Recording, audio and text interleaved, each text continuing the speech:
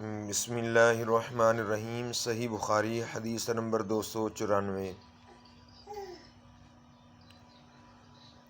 حضرت قاسم فرماتے ہیں کہ میں نے حضرت عائشہ رضی اللہ تعالی عنہا سے سنا، آپ فرماتی تھیں کہ ہم حج کے ارادہ سے نکلے، جب ہم مقام صرف میں پہنچے تو میں حائضہ ہو گئی اور اس رنج میں رونے لگی۔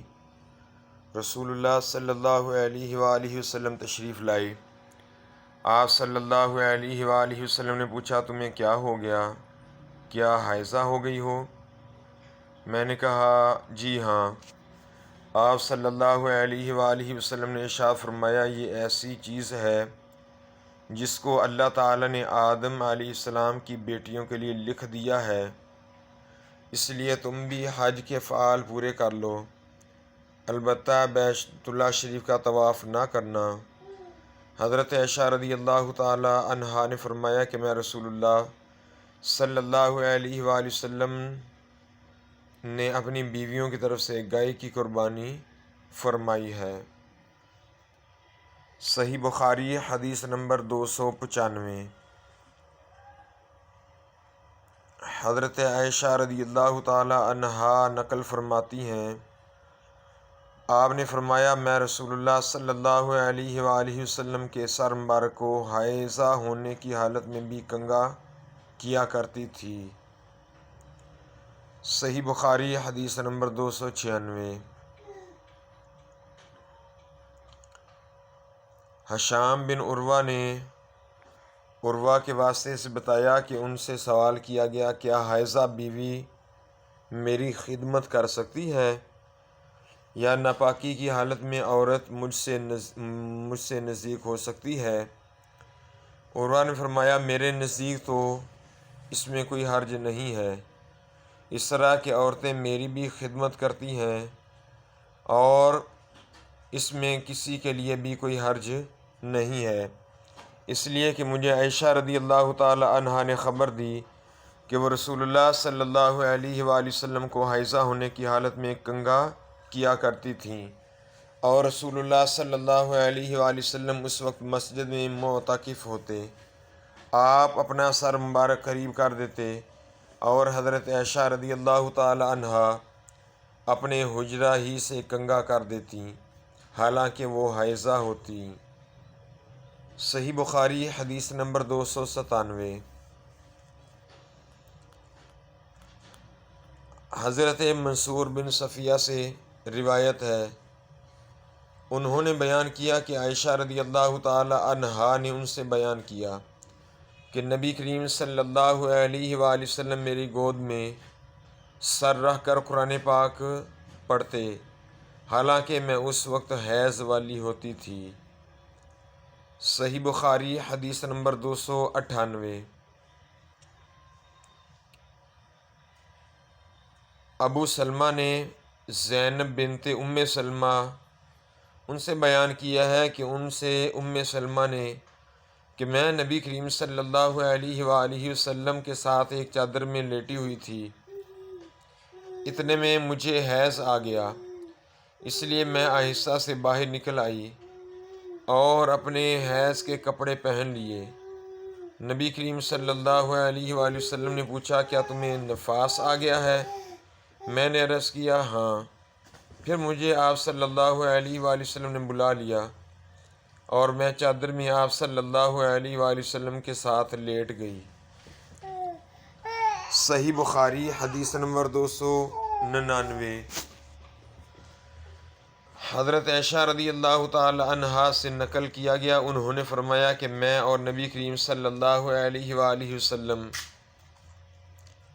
ایک ہی برتن میں غسل کرتے تھے، حالانکہ دونوں جنبی ہوتے، اور آپ صلی اللہ علیہ وآلہ وسلم مجھے حکم فرماتے، پس میں ازار باندھ لیتی، پھر آپ صلی اللہ علیہ وآلہ وسلم میرے ساتھ مباشرت فرماتے، اس وقت میں حائضہ ہوتی، اور آپ صلی اللہ علیہ وآلہ وسلم اپنا سر مبارک میری طرف کر دیتے، اس وقت آپ صلی اللہ علیہ وآلہ وسلم اعتکاف میں بیٹھے ہوئے ہوتے اور میں حیض کی حالت میں ہونے کے باوجود آپ صلی اللہ علیہ وآلہ وسلم کا سر مبارک دھو دیتی۔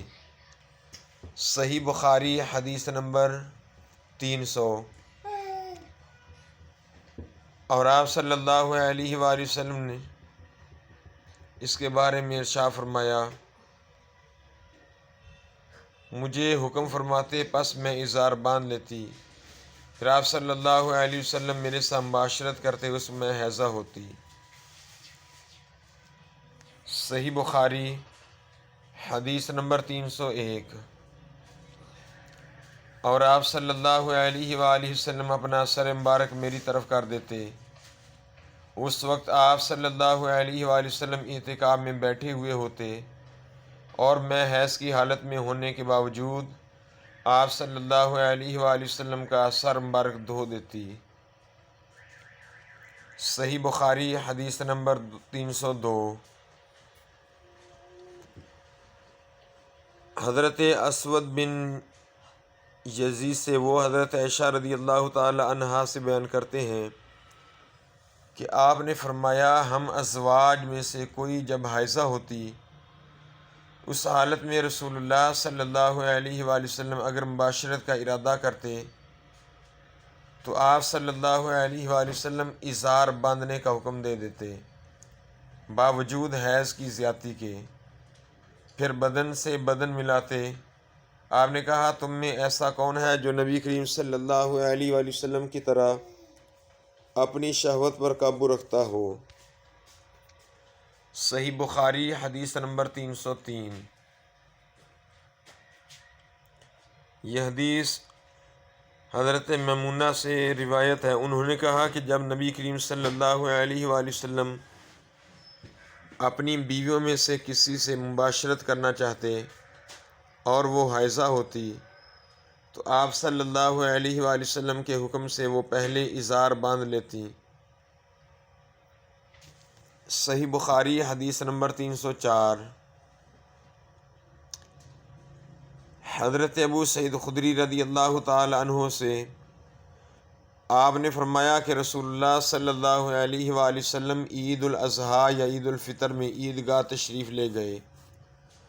وہاں آپ صلی اللہ علیہ وآلہ وسلم عورتوں کے پاس سے گزرے اور فرمایا، اے عورتوں کی جماعت، صدقہ کرو، کیونکہ میں نے جہنم میں زیادہ تم ہی کو دیکھا ہے۔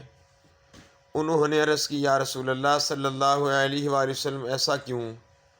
آپ صلی اللہ علیہ وآلہ وسلم نے فرمایا، تم لعن طعن بہت کرتی ہو اور شوہر کی ناشکری کرتی ہو، باوجود عقل اور دین میں ناقص ہونے کے میں نے تم سے زیادہ کسی کو بھی ایک عقل مند اور تجربہ کار آدمی کو دیوانہ بنا دینے والا نہیں دیکھا۔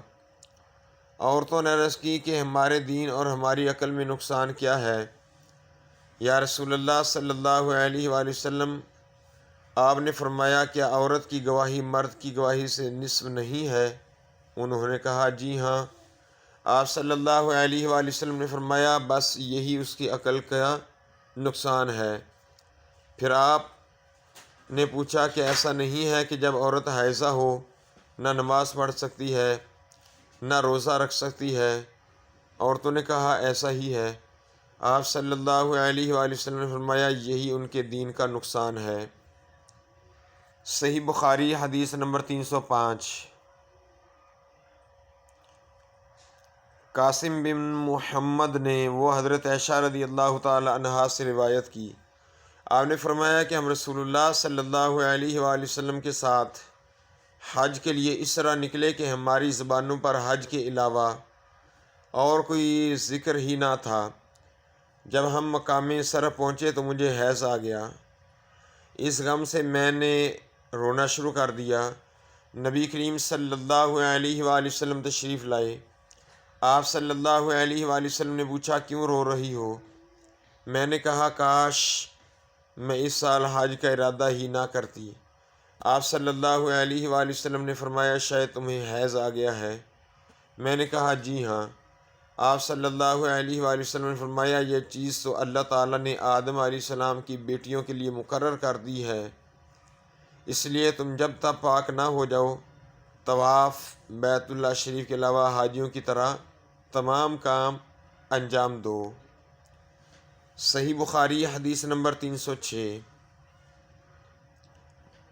حضرت عائشہ رضی اللہ تعالی عنہا سے مروی ہے، آپ نے بیان کیا کہ فاطمہ ابی حبیش کی بیٹی نے رسول اللہ صلی اللہ علیہ وآلہ وسلم سے عرض کی کہ یا رسول اللہ، میں تو پاک ہی نہیں ہوتی، تو کیا میں نماز بالکل چھوڑ دوں؟